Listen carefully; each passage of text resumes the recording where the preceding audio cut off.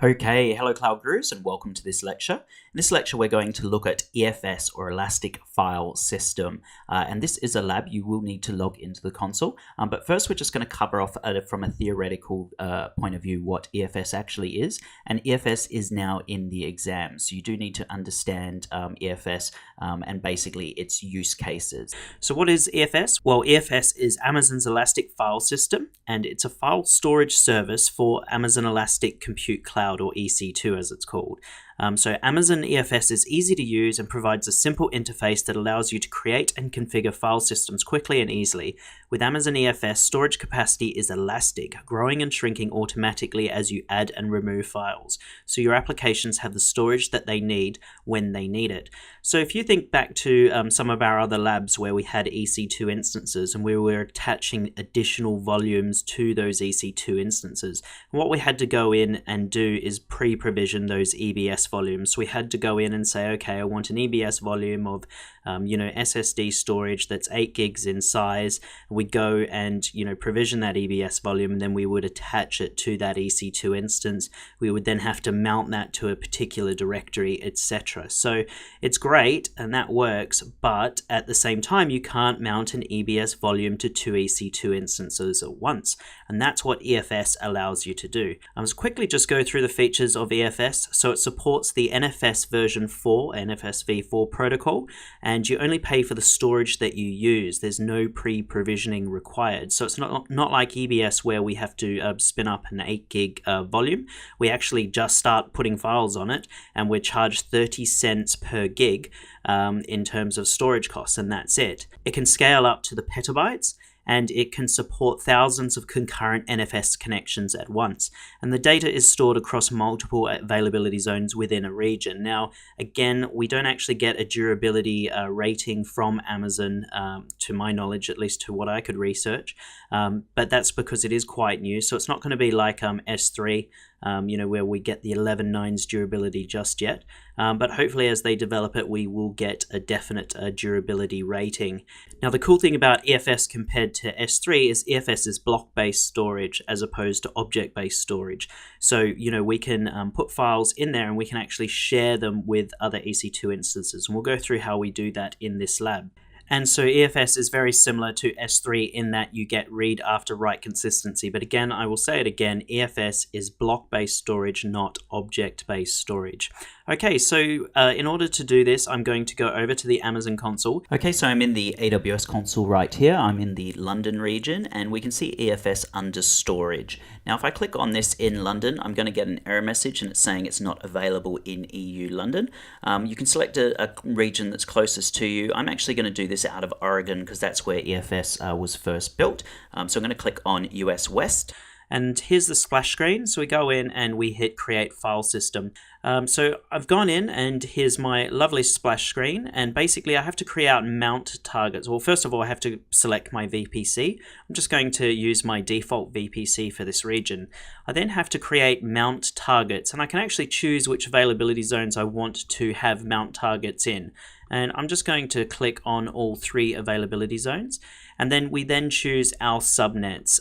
So this is if we were using our custom VPC, we might have different subnets, but these subnets are the default subnets for each availability zone. Our IP addresses, we can actually go in there and predetermine our IP address, but if we just leave it blank, it is going to automatically allocate us an IP address. And then these are the security groups. You'll see it's the same security group, and it's the default security group for this VPC. Okay, so here is where we go in and add our tag. So I'm going to call this my EFS file system, and you can see I've already typed it in before. And I'm going to go ahead and hit next. Then we just review the information. So essentially we are putting it within this VPC, within these 3 availability zones. We're assigning it an automatic IP address, and it's going to be assigned to this security group. And then we go ahead and hit create file system, and it's literally that simple. So what I'm going to go and do now while this is being created is I'm going to go in and provision 3 EC2 instances. I'm going to put them in different availability zones. So I'm going to go across to EC2, and I'm going to provision. I might actually just provision 2 EC2 instances to keep this video quite quick. So go in and do our Linux AMI, going to use a T2 micro. I'm just going to use all the standard settings, except I'm going to choose my availability group, availability zone. So I'm going to go into US West 2A. I'm going to go ahead and hit next, add my storage, and we're going to call this US West 2A. I'm going to go ahead and hit my security groups, and the security group I'm going to use is one that I've spun up earlier, so my web DMZ. I'm going to go ahead and hit review and launch, and using that private key. And then I am going to go back and view my instance and launch my second instance. And again, we're going to go through all this again, quick. So we want the subnet is going to be 2B this time.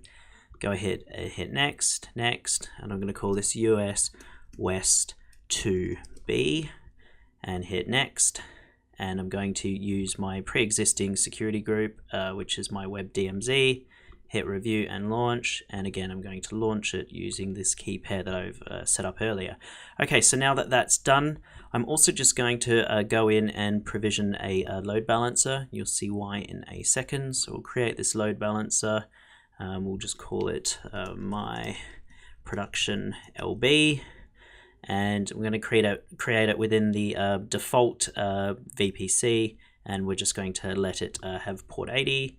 And I'm going to put it in the same security group and hit next, and hit next, and we're going to configure a health check, and it'll just be our standard health check, except I will change the healthy threshold to 3 and the health check interval down to 10 seconds, just so that it comes online very quickly.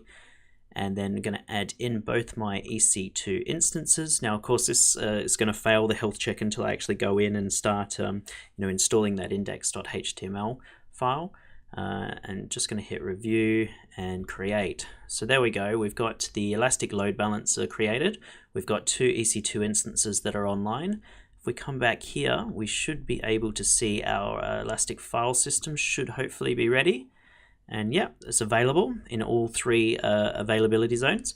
So here we go. Now what I'm going to do is I'm going to come over here and I'm going to note down the public IP addresses of my 2 instances, and I'm going to log into them. Now I have been playing around with this a bit in the video, just making sure everything works before I record. So you can see a lot of different terminated instances here. But here are my 2 instances, and before we do this though, there's one important point. We need to make sure that these instances are within the same security group as the EFS mount point that we just created. So we need to go in and go to actions. We need to go over to networking and go to change security groups. And we want to make sure that it's these EC2 instances are also within the default VPC security group. So I'm going to do that for US West 2A, and for US West 2B, do exactly the same thing. Go ahead and change the security groups. And so there we go, assign security groups. So there we go, our 2 EC2 instances are within separate availability zones. They're behind an ELB. They are both now running, and they are in the same security group as our EFS volume. And if we just go check on EFS, you can see what security group it's in just by reading here. So it's the default security group. So if I now go back to EC2, I'm going to make a note of the 2 public IP addresses, and we're going to run 2 different terminal windows, and they're going to be different colors. So you can see which one. I think US West 2A will make blue, and US West 2B will make green. So I'm just going to pause the video as I get the terminal windows set up. Okay, so I've logged into 2 different terminal windows. The blue is US West 2A, and the green is US West 2B. And so I'm just going to go ahead and log into both instances. So go ahead and hit yes, and that's connecting in now. And I'm going to go ahead and hit enter and type in yes, and that's also connected in. So I'm going to raise my privileges to root, and I'm going to clear the screen. Do the same here, raise my privileges to root, and then clear the screen. First thing I'm going to go in and do on both of these instances is install Apache. So yum install httpd -yes, and the same goes here, yum install httpd -yes. So we've installed Apache on both. The next thing I'm going to go do is start the Apache service on both. So service httpd start, and then on the other ones, service httpd start. And there we go. And so started on both. And so now when we've done this, it's basically created the var If we go across here, it's created the var www.html or /HTML, and you can see there's nothing in there. So I'm going to go and clear the screen. I'm going to go back to the root. And here I'm going to do the same thing, clear the screen and go to the root directory. Whoops, there we go. So the next thing we need to do, if we go back over to EFS, so what we need to now do is go over to EFS, we'll click on it here. It's really simple. We click in here and you'll see File System Access EC2 Mount Instructions, and you can click in here. Now, because we're using a Amazon Linux AMI, we don't actually need to go in and do any of this. We don't need to install anything. It's already pre-installed for us. All we need to do is run this command to mount our instances. But this is going to mount it to the EFS directory, and we want to mount it to our var www.html. So I'm going to go back to my terminal window. I'm going to paste this command in here, and I'm just going to change it so that it goes to var www.html and hit enter. And I'm going to do the same for this one here. Go to /var /www/html. Now, what's really cool is if we now go to our var www.html, this is mounted on EFS, and we can start creating files. So go nano index.html, which is what our Elastic Load Balancer is now looking for its health check. I'm going to call it, just type in hello Cloud Gurus, this is my new homepage, and I'm going to save this, hit yes, and hit enter.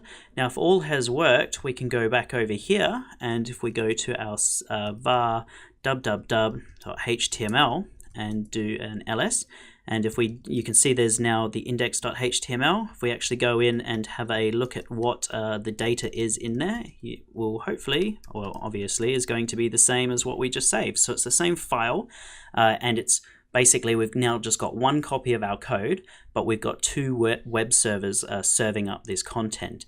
And I'm going to now go back across here. I'm going to go over to my Elastic Load Balancer, and with any luck, this will now be in service. So if we come back over here, go to our load balancer and go over to our instances, and there we go. It's now passing the health check. It's finding index.html. And if we browse to the actual DNS name, I'll click on the description and go to the DNS name of the load balancer. It's going to load that file that we just created. So I'll go up here. And there we go. Hello Cloud Gurus, this is my new homepage. And so you can see how amazing EFS actually is, because it means that you don't need to have multiple copies of your code. You don't need to mess around with bash scripts that pull your code down from S3 upon provisioning new EC2 instances. You can actually all just have your code in one centralized repository, and then you can have EC2 instances that auto scale and then mount that EFS mount point as the root directory for Apache. So it saves you a lot of time. So EFS is now out of preview. It is generally available. It's only available in some regions currently, but hopefully you're able to find a region close to you to do this lab using the EFS service. Now, EFS is in the exams now. It does feature as a question, and what's important to remember is the use case for EFS. So what is it that you're actually using it for? And essentially, you're using it as a file server. You're storing your files there. You're making it a centralized repository, within your EC2 instances. So you can have multiple EC2 instances all connecting into the same EFS volume and all basically accessing the same files. And you can also apply to EFS user level permissions and directory level permissions. So you could basically make directories restricted in EFS, and that would be universal across all EC2 instances. So let's say you've got you've got your payroll folder and you want to restrict access to that. You might change the permissions on that directory so that only certain users could go in and access that. And you can definitely do that with EFS. You can restrict at both both a file level and at a directory level. So just remember the use case for EFS going into the exams. It's a perfect thing for a file server. You might be given different scenarios around EC2 and whether you should be using EBS volumes versus EFS volumes. Just remember that EFS allows multiple EC2 instances to connect to it, whereas EBS can only be mounted to a single EC2 instance. Okay, so that's it from me, guys. Hopefully you've enjoyed this lecture, and feel free to move on to the next one. Thank you.